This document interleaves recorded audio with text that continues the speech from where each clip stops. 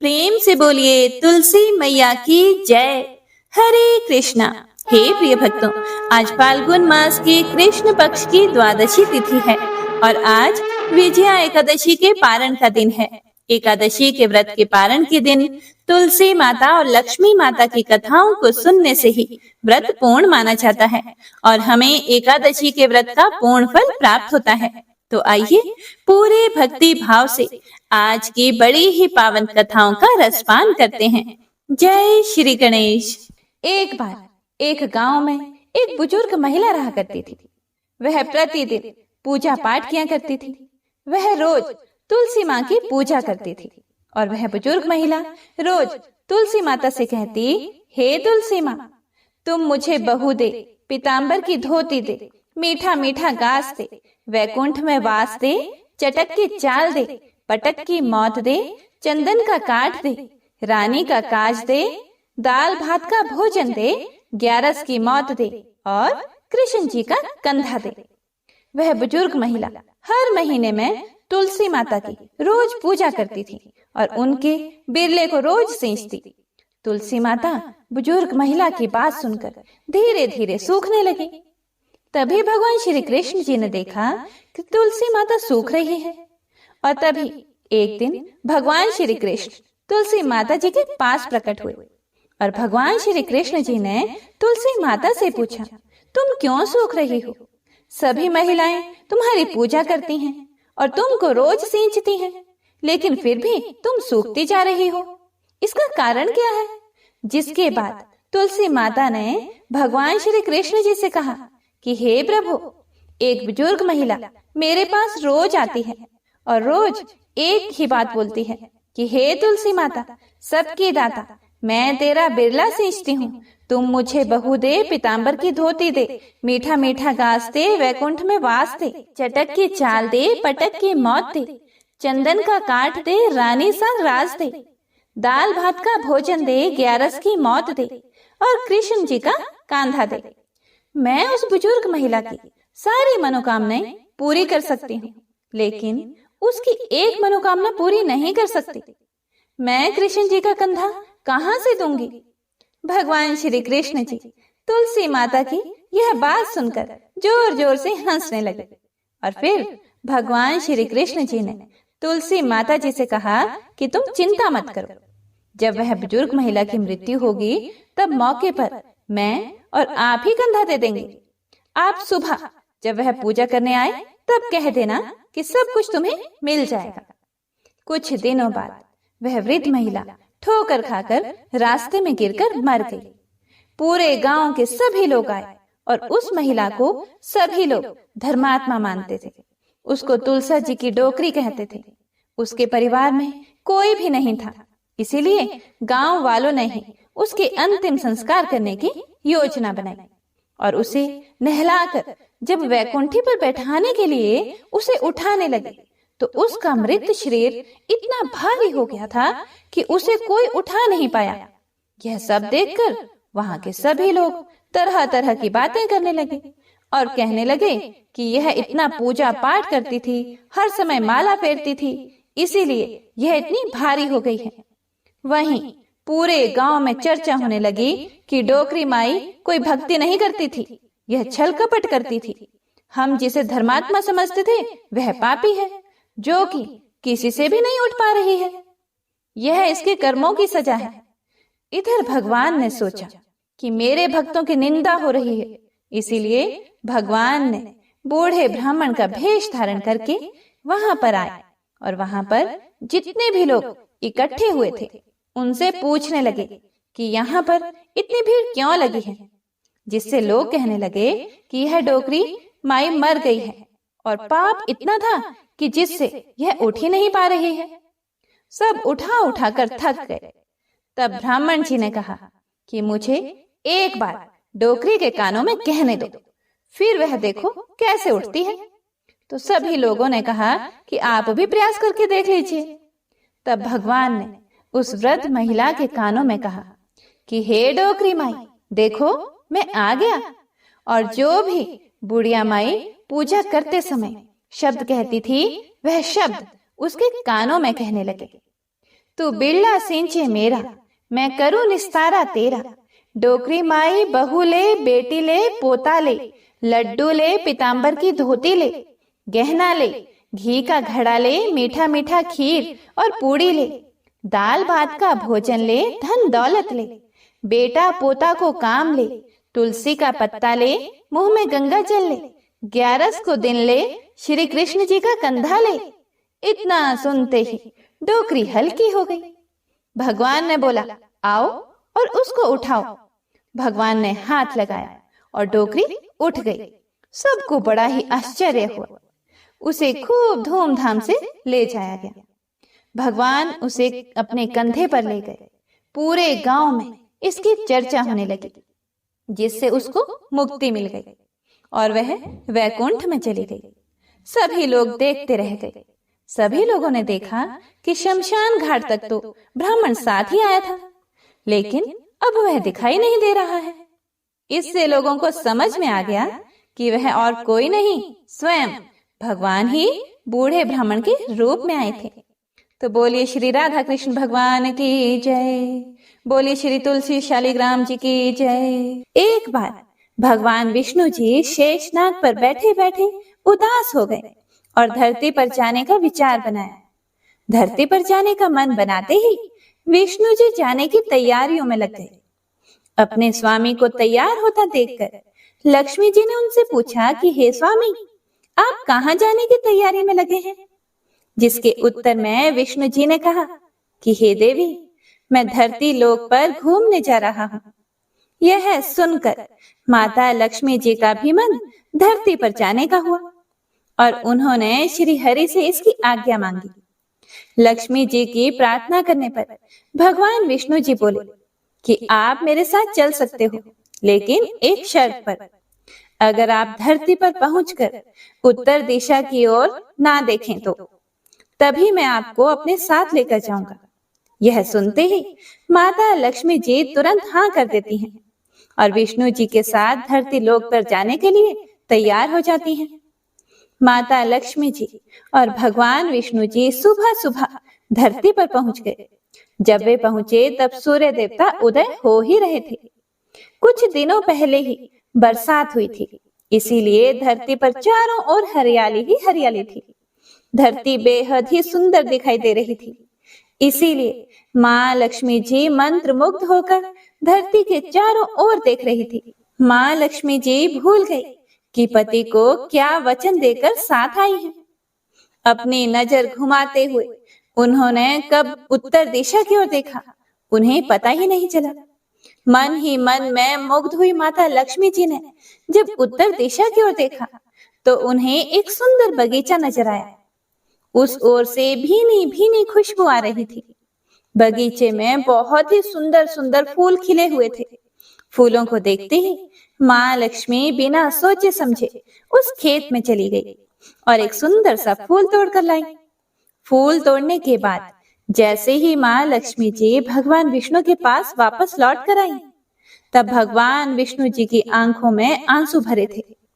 माँ लक्ष्मी जी के हाथ में फूल देखकर विष्णु जी बोले कि कभी भी किसी से बिना पूछे उसका कुछ भी नहीं लेना चाहिए, और साथ ही माँ लक्ष्मी जी को विष्णु जी को दिया हुआ वचन भी याद दिलाया। माँ लक्ष्मी जी को जब अपनी भूल का आभास हुआ तो उन्होंने भगवान के सामने इस भूल की क्षमा मांगी। विष्णु जी ने कहा कि आपने जो भूल की है उसकी सजा तो आपको अवश्य मिलेगी। जिस माली के खेत से आपने बिना पूछे फूल तोड़ा है, यह एक प्रकार की चोरी है। इसीलिए अब आप 3 वर्षों तक माली के घर नौकर बनकर रहो। उसके बाद मैं आपको वैकुंठ में वापस बुलाऊंगा। भगवान विष्णु जी का आदेश मानकर माता लक्ष्मी जी चुपचाप सर झुकाकर मान स्वीकार किया। जिसके बाद माँ लक्ष्मी जी ने एक गरीब औरत का रूप धारण किया और उस खेत के मालिक के घर गई।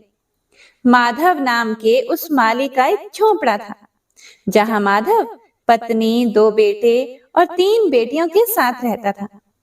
माता लक्ष्मी जी जब एक साधारण औरत बनकर माधव के झोंपड़े पर पधारी तो माधव ने पूछा कि बहन आप कौन हो?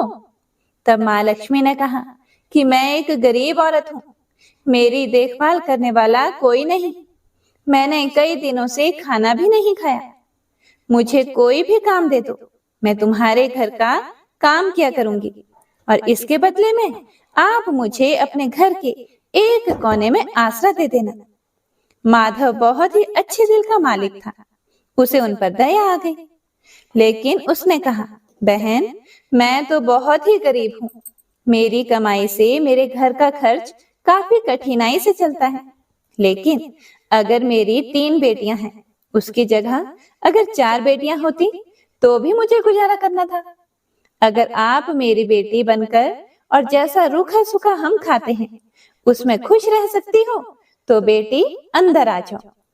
माधव ने माँ लक्ष्मी जी को अपने झोंपड़े में शरण दे दी और माँ लक्ष्मी जी 3 साल तक उस माधव के घर पर नौकरानी बनकर रही। कथा के अनुसार कहा जाता है कि जिस दिन माँ लक्ष्मी जी माधव के घर आई थी, उसके दूसरे दिन ही माधव को फूलों से इतनी आमदनी हुई कि शाम को उसने एक गाय खरीद ली। फिर धीरे धीरे माधव ने जमीन खरीद ली और सबने अच्छे अच्छे कपड़े भी बनवा लिए।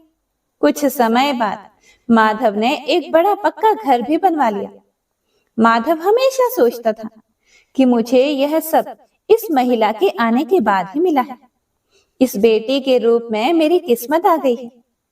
एक दिन माधव जब अपने खेतों से काम खत्म करके घर आया तो उसने अपने घर के द्वार पर गहनों से लदी एक देवी स्वरूप औरत को देखा।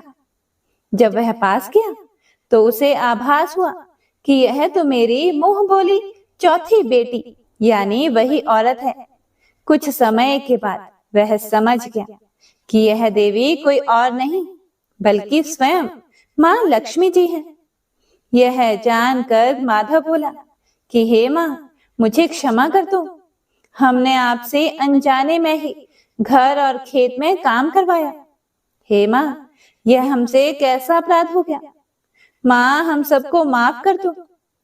यह सुनकर माँ लक्ष्मी जी मुस्कुराई और बोली कि हे माधव, तुम तो बहुत ही अच्छे और दयालु व्यक्ति हो। तुमने मुझे अपनी बेटी की तरह रखा, अपने परिवार का सदस्य बनाया। इसके बदले मैं तुम्हें वरदान देती हूँ कि तुम्हारे पास कभी भी खुशियों की और धन की कमी नहीं रहेगी। तुम्हें सारे सुख मिलेंगे जिसके तुम हकदार हो। इसके बाद माँ लक्ष्मी जी अपने स्वामी श्री हरि के द्वारा भेजे रथ में बैठकर वैकुंठ लोक चली गई। हे माँ, मेरी नम्र विनती है कि जैसे माधव पर कृपा दृष्टि रखी वैसी ही कृपा दृष्टि हमारे समाज और देश पर रखना। कथा को सुनने वाले, सुनाने वाले और हुंकारा भरने वाले सभी भक्तजनों पर रखना। तो प्रेम से बोलिए लक्ष्मी नारायण भगवान की जय। आइए अब तुलसी माता की दूसरी कथा का श्रवण करते हैं। इस कथा को सुनने से एकादशी के व्रत का संपूर्ण फल मिल जाता है। तो आइए प्रसन्नचित मन से इस कथा को सुनते हैं। कथा के अनुसार एक कुटुंब में ननंद तथा भाभी साथ में रहते थे। ननंद का विवाह अभी नहीं हुआ था। वह तुलसी के पौधे की बहुत सेवा किया करती थी, लेकिन उसकी भाभी को यह सब कुछ बिल्कुल भी पसंद नहीं था। जब कभी भी उसकी भाभी को अत्यधिक गुस्सा आता तब वह उसे ताना देते हुए कहती कि जब तुम्हारा विवाह होगा तो मैं तुलसी ही बरातियों को खाने को दूंगी और तुम्हारे दहेज में भी तुलसी ही दूंगी। कुछ समय बीत जाने पर ननंद का विवाह पक्का हुआ। विवाह के दिन भाभी ने अपने कहे अनुसार, मतलब जैसा कि वह हमेशा बोला करती थी कि तुम्हारे विवाह में बारातियों को तुलसी ही खाने को दूंगी और दहेज में भी तुलसी ही दूंगी, तो भाभी ने बारातियों के सामने तुलसी का गमला फोड़ दिया और बारातियों को उसे खाने के लिए कहा। तुलसी माता की कृपा से वह फूटा हुआ गमला अनेकों स्वादिष्ट पकवानों में बदल गया। भाभी ने गहनों के नाम पर तुलसी की मंजरी से बने हुए गहने पहना दिए और वे भी सुंदर सोने जवाहरात में बदल गए। भाभी ने वस्त्रों के स्थान पर तुलसी का जनेऊ रख दिया और वह रेशमी तथा सुंदर वस्त्रों में बदल गया। जब ननंद ससुराल पहुंची तो उसके ससुराल में उसके दहेज की बहुत प्रशंसा की गई। जब यह बात भाभी के कानों तक पहुंची तो उसे बड़ा ही आश्चर्य हुआ। उसे अब तुलसी माता की पूजा का महत्व समझ में आया। भाभी की एक लड़की थी। वह अपनी लड़की से कहने लगी कि तुम भी तुलसी की सेवा किया करो, तुम्हें भी बुआ की तरह फल मिलेगा। वह जबरदस्ती अपनी बेटी से तुलसी माता की सेवा करने को कहती, लेकिन लड़की का मन तुलसी सेवा में नहीं लगता था। लड़की के बड़े होने पर उसके विवाह का समय आ गया। तब भाभी सोचती है कि जैसा व्यवहार मैंने अपनी ननंद के साथ किया था वैसा ही मैं अपनी लड़की के साथ भी करती हूँ, तो यह भी गहनों से लद जाएगी और बारातियों को खाने में पकवान मिलेंगे। ससुराल में इसे भी बहुत इज्जत मिलेगी।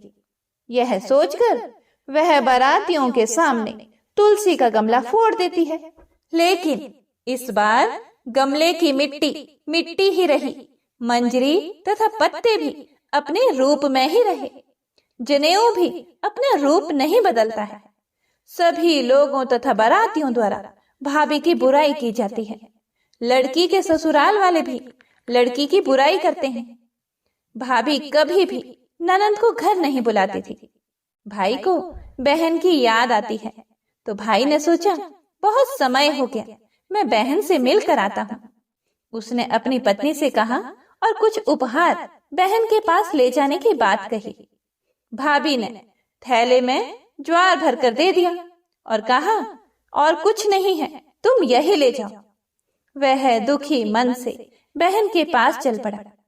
वह सारे रास्ते सोचता रहा कि कोई भाई अपनी बहन के घर ज्वार कैसे ले जा सकता है।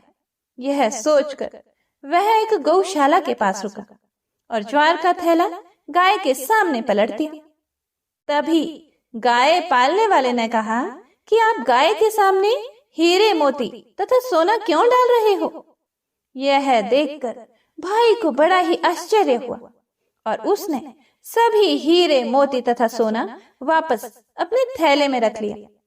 भाई ने सारी बात अपनी बहन को बताई और बड़ी खुशी खुशी उसने सारे हीरे मोती और जेवर अपनी बहन को दिए। दोनों भाई बहन एक दूसरे को देखकर अत्यंत प्रसन्न हुए। जैसी कृपा माता तुलसी ने ननंद पर की, ऐसी ही कृपा सभी पर करना। बोलिए श्री तुलसी माता शालिग्राम भगवान की जय। बोलिए श्री लक्ष्मी नारायण भगवान की जय। आइए अब तुलसी जी की तीसरी कथा को सुनते हैं। इस कथा को पूरा सुनने से सभी मनोकामनाएं पूर्ण हो जाती हैं। सावर्णी मुनि की पुत्री तुलसी अपूर्व सुंदरी थी।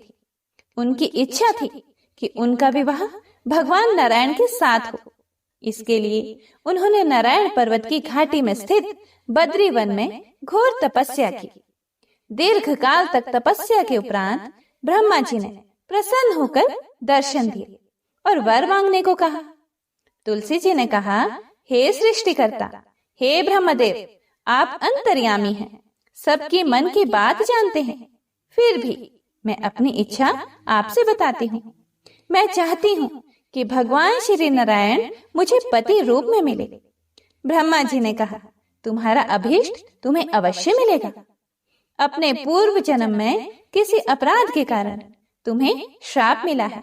इसी प्रकार भगवान श्री नारायण के एक पार्षद को भी दानव कुल में जन्म लेने का श्राप मिला है। दानव कुल में जन्म लेने के बाद भी उसमें नारायण का अंश विद्यमान रहेगा।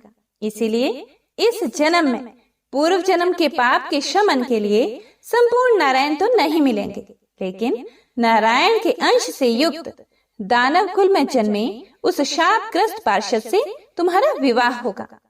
शाप मुक्त होने पर भगवान श्री नारायण सदा सर्वदा के लिए तुम्हारे पति हो जाएंगे।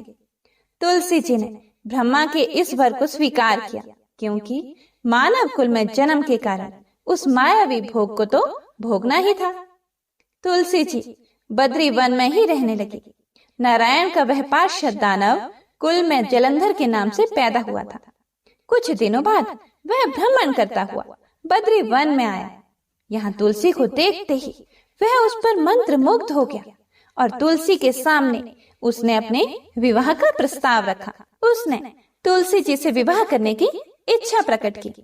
इतने में ही महाब्रह्मा जी भी वहां आ गए और तुलसी जी से कहा, तुलसी, जलंधर को देखो, कैसा देवोपम उसका स्वरूप है। दानव कुल में जन्म लेने के बाद भी लगता है जैसे इसके शरीर में नारायण का वास हो। तुम प्रस्ताव को सहर्ष स्वीकार कर लो। तुलसी को भी लगा कि उसकी तपस्या पूर्ण हुई, उसे इच्छित फल मिला है। जलंधर के साथ उसका गंधर्व विवाह हो गया और वह जलंधर के साथ उसके महल में पत्नी बनकर आ गई। जलंधर ने अपनी परम सुंदरी सती साध्वी पत्नी तुलसी के साथ बहुत दिनों तक राज्य किया। उसने अपने राज्य का इतना विस्तार किया कि देवलोक तक उसके अधिकार में आ गया। स्वर्ग का सुख भोगने वाले देवताओं की दशा भिखारियों जैसी हो गई। जलंधर किसी को कष्ट नहीं देता था, पर अधिकार और राज्य छीन जाने से सारे देवता मिलकर ब्रह्मा, विष्णु और शिव जी की सभा में गए तथा अपनी विपत्ति सुनाई। ब्रह्मा जी ने कहा, तुलसी परम साध्वी है, उसका विवाह जलंधर से मैंने ही कराया था। जलंधर को तब तक नहीं हराया जा सकता या मारा जा सकता जब तक तुलसी को ना छला जाए। विष्णु जी ने कहा, जलंधर पूर्व जन्म में मेरा पार्षद था। श्राप के कारण उसे दैत्य कुल में जन्म लेना पड़ा। इस जन्म में भी मेरा अंश उसमें व्याप्त है। साथ ही तुलसी के पतिव्रत धर्म से वह अजय है। फिर देवताओं की सहमति से भगवान शिव ने जलंधर के पास संदेश भेजा कि या तो वह देवताओं को राज्य लौटा दे या फिर उनसे युद्ध करे। जलंधर शंकर के पास पहुंचा। उसने कहा, देवाधिदेव, आपके लिए देवताओं का पक्ष लेना उचित नहीं है। राज्य बढ़ाना हर राजा का कर्तव्य है। मैं किसी को दुखी नहीं कर रहा हूँ। देवताओं से कहिए कि वे मेरी प्रजा बनकर रहे। मैंने आपका कोई भी अपमान नहीं किया है। हमारा आपका युद्ध शोभा नहीं देता है। अगर आप हार गए तो बड़ी लज्जा की बात होगी। मैं हार गया तो आपकी कीर्ति बहुत अधिक नहीं बढ़ेगी। भगवान शंकर फिर हंसने लगे। वे तो सब रहस्य समझते थे। तुलसी और जलंधर के पूर्व जन्म के श्राप की अवधि लगभग पूरी हो चुकी थी। फिर शंकर जी बोले, इसमें कीर्ति और लज्जा की बात क्या है? तुम देवों को राज्य लौटाकर उन्हें उनके पद पर प्रतिष्ठित होने दो। युद्ध से बचने का यही एक उपाय है। जलंधर ने कहा, मैंने युद्ध के बल से देवलोक जीता है। कोई उसे युद्ध के द्वारा ही वापस ले सकता है। यह है मेरा अंतिम उत्तर है। अब मैं जा रहा हूँ। ऐसा कहकर जलंधर चला गया। उसने अपनी पत्नी तुलसी को सारी बातें बताई और कहा, कर्म भोग सब काल सूत्र में बंधा है। जीवन में हर्ष, शोक, भय, सुख, दुख, मंगल, अमंगल काल के अधीन है। हम तो केवल निमित्त हैं। संभव है भगवान शिव देवों का पक्ष लेकर मुझसे युद्ध करे। तुम चिंता मत करना, तुम्हारा सती तेज मेरी रक्षा करेगा। दूसरे दिन भगवान शंकर के नेतृत्व में देवताओं ने युद्ध छेड़ दिया। जलंधर ने भीषण बाणों की वर्षा कर उनका वेग रोका। उसके प्रहार से देवता डगमगाने लगे। उसने दानवी शक्ति का प्रयोग करके मायावी युद्ध आरंभ किया। युद्ध स्थल पर वह किसी को भी दिखाई नहीं देता था, पर उसके अस्त्र शस्त्र प्रहार कर देवों को घायल कर रहे थे। देवगण अपने अस्त्र चलाएं तो किस पर चलाएं, क्योंकि कोई शत्रु सामने था ही नहीं। कई दिनों तक इस तरह भयंकर युद्ध चला। जलंधर पराजित नहीं हुआ। तब शिव जी ने विष्णु से कहा, विष्णु, कुछ तो उपाय करो, अन्यथा मेरा तो सारा यश मिट्टी में मिल जाएगा। विष्णु जी ने सोचा, बल से तो जलंधर को हराया नहीं जा सकता, इसीलिए छल का सहारा लेना ही पड़ेगा। उन्होंने तुरंत अपना स्वरूप जलंधर जैसा बनाया और अस्त्र शस्त्र से सुसज्जित हो तुलसी जी के पास पहुंच गए।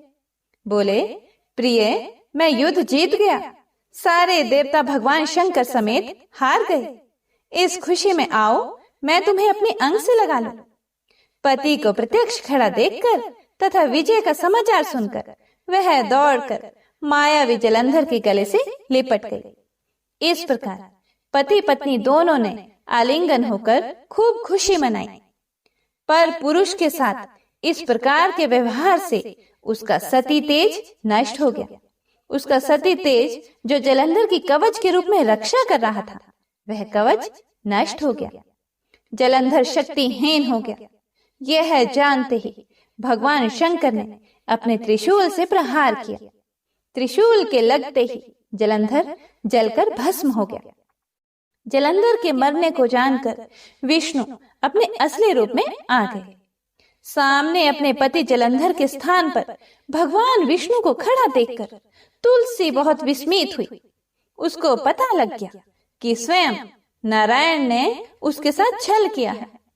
क्रोध में आकर तुलसी जी ने श्राप दिया, एक सती स्त्री का स्तित्व भंग करने के अपराध में तुम हृदयहीन पत्थर हो जाओ। विष्णु जी ने तुलसी के श्राप को शिरोधार्य कर कहा, देवी, तुम्हारे तथा जलंधर के कल्याण के लिए मुझे ऐसा करना पड़ा। तुम दोनों को श्राप मुक्त करना था। तुम भी अब अपना शरीर त्याग कर तुलसी बिरवा के रूप में जन्म लोगी और मेरी पूजा तुलसी दल से होगी। मैं शालिग्राम पत्थर बनूंगा। मेरे शीश पर तुम आदर से विराजमान होंगी। तुम्हारे पति की हड्डियों के चूर्ण से शंख की उत्पत्ति होगी। उस शंख ध्वनि से देवताओं तथा मेरी पूजा आराधना होगी। जहाँ शंख ध्वनि होगी वहाँ मंगलमय मैं विराजमान रहूंगा। तुमने पूर्व जन्म में बद्री वन में मुझे पाने के लिए बड़ी तपस्या की थी। अब अगले जन्म में मैं नारायण प्रस्तर के रूप में बद्रीनाथ वन में स्थापित होऊंगा और मेरी पूजा अर्चना फल फूल से न होकर तुम्हारी तुलसी दल से होगी। मेरे शीश पर विराजमान होकर तुम मुझसे भी ऊंचा पद प्राप्त करोगी। बोलिए श्री लक्ष्मी नारायण भगवान की जय। जय श्री हरि विष्णु। जय माँ तुलसा।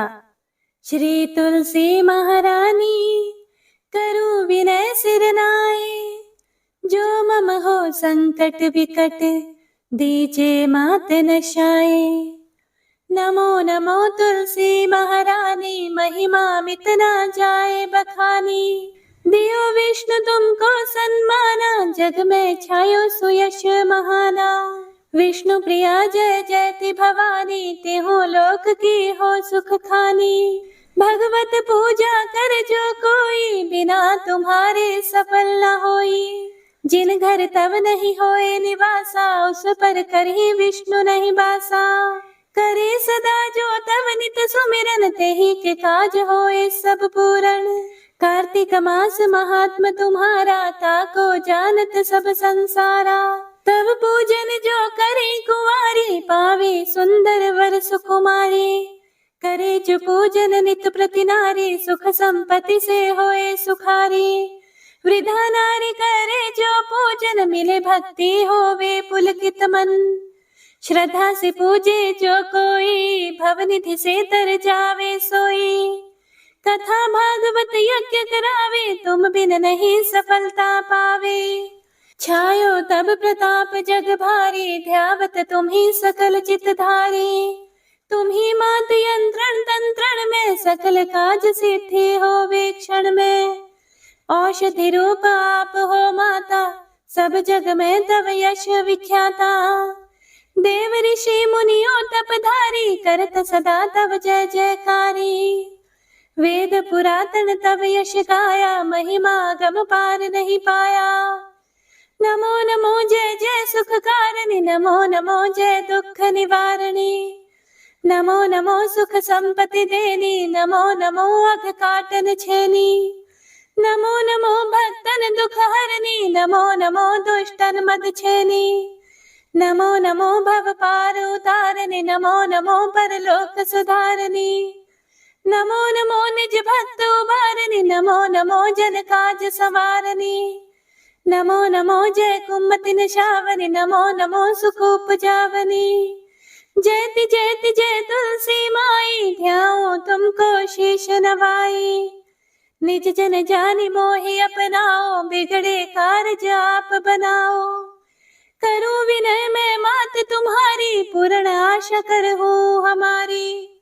शरण चरण कर जोरी मनाओ, निश दिन तेरे ही गुण गाओ। करहु मात अब मोह पर दाया, निर्मल होए सकल मम काया। मांगू मात यह वर दीजे, सकल मनोरथ पूर्ण कीजे। जानू नहीं कुछ नेम आचारा, क्षमहु मात अपराध हमारा। 12 मास करे जो पूजा, ता सम जग में और न दूजा। प्रथम ही गंगा जल मंगवावे, फिर सुंदर स्नान करावे। चंदन अक्षत पुष्प चढ़ावे, धूप दीप नैवेद्य लगावे। करे आचमन गंगा जल से, ध्यान करे हृदय निर्मल से। पाठ करे फिर 40 की, स्तुति करे मात तुलसा की। यह विधि पूजा करे हमेशा, ताके तन नहीं रहे कलेशा। करे मास कार्तिक का साधन, सोवे नित पवित्र सिद्ध होई जाहे। है ये कथा महा सुखदाई, पढ़े सुने सो भव तर जाई। तुलसी मैया तुम कल्याणी, तुम्हारी महिमा सब जग जानी। भावना तुझे मन नित नित ध्यावे, गा गा कर मां तुझे रिझावे। यह श्री तुलसी 40 पाठ करे जो कोई, गोविंद सो फल पावहि, जो मन इच्छा होए। श्री तुलसी 40 संपूर्ण। हे प्रिय भक्तों, तो यह थी आज की कथा। पसंद आई हो तो लाइक करके कमेंट बॉक्स में जयकारा जरूर लगाइएगा। और हाँ, इस कथा को ज्यादा से ज्यादा शेयर कीजिएगा, ताकि और सभी भक्तजन भी इस कथा को सुनकर पुण्य फल प्राप्त कर सकें। भगवान श्री हरि विष्णु आप सभी भक्तों की मनोकामनाओं को पूर्ण करें। तो एक बार सभी प्रेम से बोलिए, लक्ष्मी नारायण भगवान की जय।